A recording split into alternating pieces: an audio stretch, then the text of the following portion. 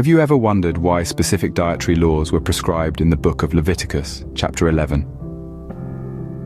This chapter, a cornerstone of religious history, outlines various categories of food laws.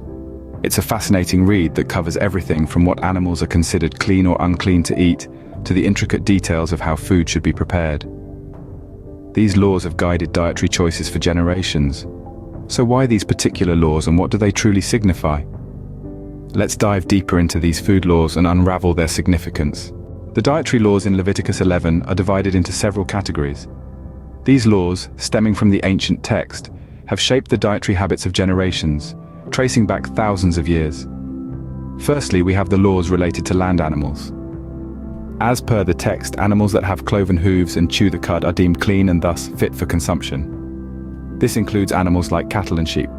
On the contrary, animals like pigs, despite having cloven hooves, do not chew the cud and are therefore considered unclean.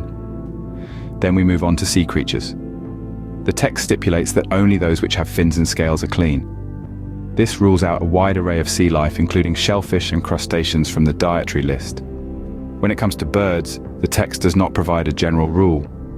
Instead, it lists specific birds that are considered unclean, such as eagles, vultures, and ravens.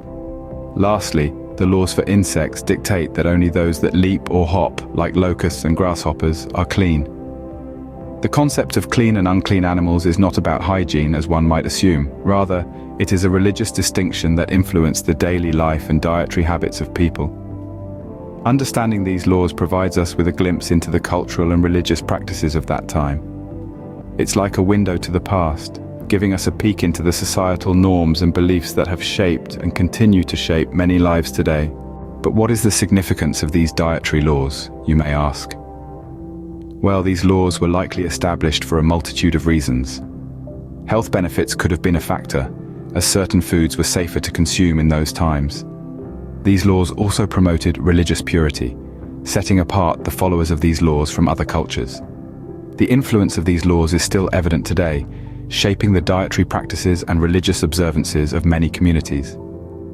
These laws, while ancient, continue to shape dietary practices and religious observances for many even today. In essence, Leviticus 11 provides a fascinating insight into the dietary laws of the past. It introduces us to categories of laws that dictated what was considered clean or unclean. These laws had a profound influence on daily life, shaping the diet of an entire civilization. They also hold enduring significance, serving as spiritual symbols and guiding principles in religious practices. While these laws may appear outdated to some, they remain an integral part of history and continue to influence the dietary choices of many around the world.